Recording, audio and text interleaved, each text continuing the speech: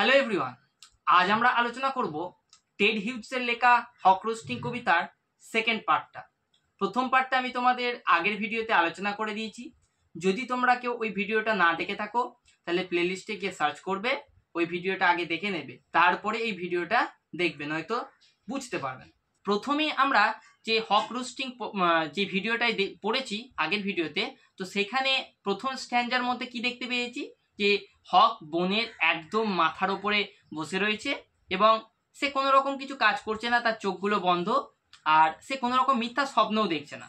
তার বাঁকা ঠোঁট, বাঁকা পা এই সমস্ত নিয়ে সে বসে রয়েছে এবং সে ঘুমের মধ্যে রিহার্স করছে কিভাবে সে পারফেক্টলি কিল করবে, অর্থাৎ জঙ্গলে কিভাবে শিকার করবে এবং অন্যান্য তার যে শিকার, তার যে অন্যান্য যে পশুরা রয়েছে তাদেরকে কিভাবে সে হত্যা করবে, এই সমস্ত রিহার্সগুলো সে ঘুমের মধ্যে করছে।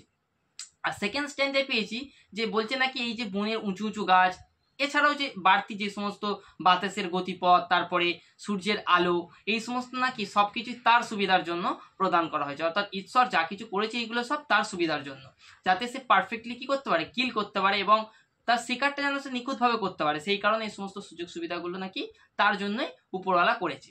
এছাড়াও বলছে যে পৃথিবীর যে মুখ, সেই মুখটা উপর দিকে করা হয়েছে শুধুমাত্র তার জন্য, যাতে সে ভালোভাবে ইন্সপেকশন করতে পারে, অনুসন্ধান করতে পারে, খাবার অর্থাৎ তার শিকারগুলোকে অনুসন্ধান করতে পারে। সেই সমস্ত কারণে নাকি সমস্ত সুযোগ সুবিধা তার জন্য উপরওয়ালা তাকে প্রদান করেছে।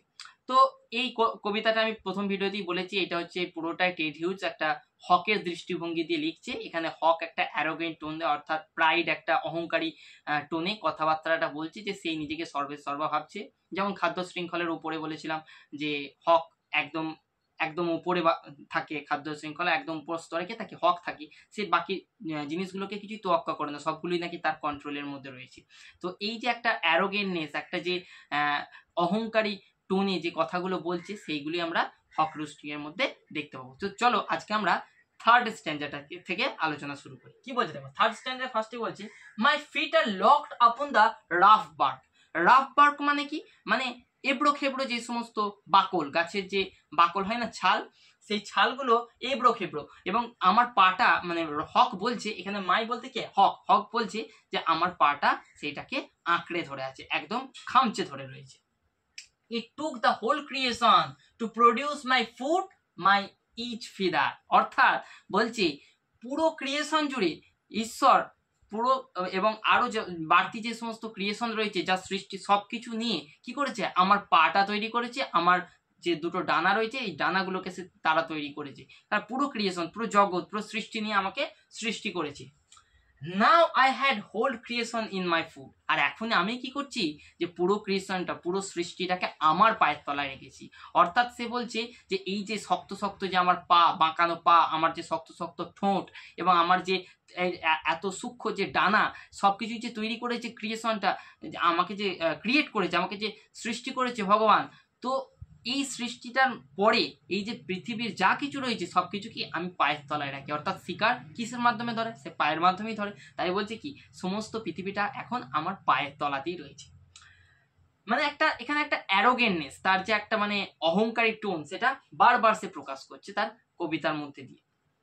তারপরে কি বলছে দেখো, পরের 4 নম্বর স্ট্যান্ডে বলছে, অর ফ্লাই আপ, অথবা যখন আমি উড়ি, and revolve it all slowly, অর্থাৎ ধীরে ধীরে উপরে আমি ঘুরতে থাকি। মানে কি, দেখবে শুকুনো দেখবে বা চিল, পাঁচ পাখি, সমস্ত জিনিস, এই সমস্ত জিনিসগুলোকে আমরা দেখি না আকাশের ওপরে গোল গোল করে ঘুরতে, তারা কি করে, শিকারের অনুসন্ধান করে। বলছে আমি ধীরে ধীরে একদম আকাশের মধ্যে ঘুরতে থাকি উপরের দিকে।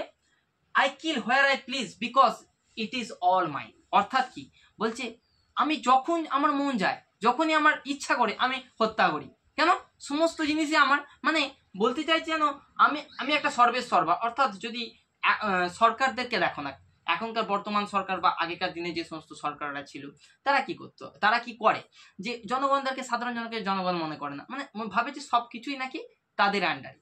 হ্যাঁ, আমরা হাতের পুতুল, আমাদেরকে যা খুশি যেমন খুশি তারা চালনা করতে পারি। তার মানে কি বলতে, এখানে হক ও তার অ্যারোগেন্টনেসটা এইভাবে দেখাচ্ছে যে সমস্ত প্রাণী যা কিছু রয়েছে সব আমার পায়ের তলায়, আমি যাকে যখন খুশি হত্যা করতে পারি। মানে তার অ্যারোগেন্টনেসটা বারবার প্রকাশ করছে। হ্যাঁ, মানে এখানে সে বলতে চাইছে কি, যে মানে আমার ইচ্ছা অনুযায়ী আমি সমস্ত কিছু কাজ করি, আমার কাউকে কৈফিয়ত দেওয়া নেই, কিছু নেই, আমি হত্যা করতে চাইলে যাকে খুশি যখন খুশি হত্যা করতে পারি, এমন একটা ইমেজ আমাদেরকে দিল। তারপরে কি হচ্ছে, there is no sophistry in my body. Sophistry মানে কি, একটা দয়া মায়া মমতা, একটা যে একটা নরম ভাব, সেই নরম ভাবটা আমার মনের মধ্যে নেই। যদি কারোর মধ্যে একটা নরম ভাব থাকে, একটা সফিস্ট্রি থাকে, তাহলে কি সে কিন্তু কাউকে হত্যা করতে পারবে না। তো বলছে কি ওই সমস্ত সফিস্ট্রি আমার মনের মধ্যে নেই, আমার শরীরের মধ্যে নেই।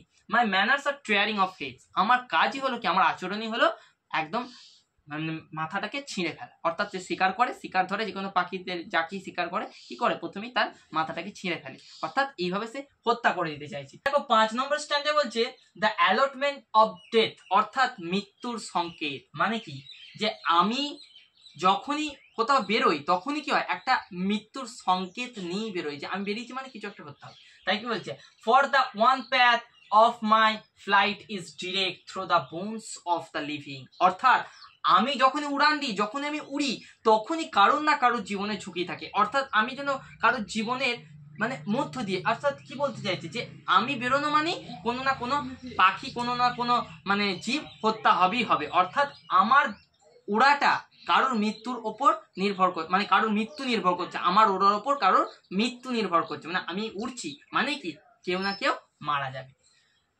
No argument assert my right. আমি কোনো যুক্তিতর্কের ধার ধারি না। কোনো যুক্তিতর্ক মানে কেউ আমাকে বলতে পারেন যে এটা কেন করলে, ওইটা কেন করলে, এইটা ঠিক, এটা ভুল, এই সমস্ত যুক্তিতর্কের আমি ধার ধারি না। মানে কি, মানে কোনো যুক্তিতর্ক মানে আমার কাছে কোনো প্রশ্রয় পায় না, আমি যা খুশি তাই করতে পারি। আর লাস্ট স্ট্যান্ডে কি বলছে দেখো, the sun is behind me. সূর্য আমার পিছনে। অর্থাৎ সূর্য কি আকাশের উপর থাকে, তো বলতে চাইছে কি, সূর্য আমার পিছনে, মানে তার অহংকারটা, তার ঔদ্ধত্যটাকে বারবার এখানে প্রকাশ করছে। মানে সূর্য আমার পিছনে রয়েছে। Nothing has change since I begin. যবে থেকে আমি এসেছি, যবে থেকে আমি সৃষ্টি হয়েছি, তখন থেকে কোনো কিছু পরিবর্তন হয়নি, কোনো জিনিসের কোনো কিছু পরিবর্তন হয়নি। মাই আইস হ্যাজ পারমিটেড নো চেঞ্জ। কারণ কি, আমার চোখ কোনো কিছু পারমিশন দেয়নি, পারমিটেড মানে অনুমতি দেয়নি কোনো কিছু পরিবর্তন হওয়ার, তাই কোনো কিছু পরিবর্তন হয়নি। I am going to keep things like this. কারণ আমি চেয়েছি এই সমস্ত জিনিস এই রকমই থাকুক, সব কিছুই আমার কন্ট্রোলে থাকুক, আমার কন্ট্রোলের বাইরে যেন কোনো কিছু জিনিস না যায়। মানে কি, আমি চাইনি তাই কোনো জিনিস পরিবর্তন হয়নি, সব কিছু চেয়েছি কি আমি আমার কন্ট্রোলে রাখতে, তাই পরিবর্তন হতে দিইনি। অর্থাৎ দেখো বর্তমান সরকারও কি চায়, যে আমার কন্ট্রোলের মধ্যে যেন সব কিছু থাকে, যেন কোনো কিছু আমার কন্ট্রোল থেকে বেরিয়ে না যায়, সবাই যেন, সমস্ত জনগণ যেন আমার ইশারাতে নাচে, যা বলবো তাই করে, এরকম ব্যাপার। তো এইখানকার মধ্যেও দেখো কি বলতে চাইছি, যে একটা হক, যে অ্যারোগেন্ট, যে একটা উচ্চ জায়গায় রয়েছে খাদ্য শৃঙ্খলার, প্রাণী জগতের খাদ্য শৃঙ্খলার উপরে যদি দেখা যায় তাহলে হক রয়েছে, তাহলে সে কি চাইছে, যে বাকি যে সমস্ত জীবজন্তু রয়েছে সব আমার আন্ডারে থাকুক, আমার কন্ট্রোলে থাকুক, তবেই কি পারবো যে আমার যখন ইচ্ছা খুশি আমি যা খুশি করতে পারবো, যাকে খুশি হত্যা করতে পারবো। তাই সে কোনো রকম চেঞ্জ চায়নি। তো দেখো ভিডিওটা যদি তোমাদের ভালো লেগে থাকে তাহলে কমেন্টে অবশ্যই জানাবে, আর এরকম ভিডিও আরও পেতে আমাকে ফলো করো। আজকে এই অবধি, টাটা।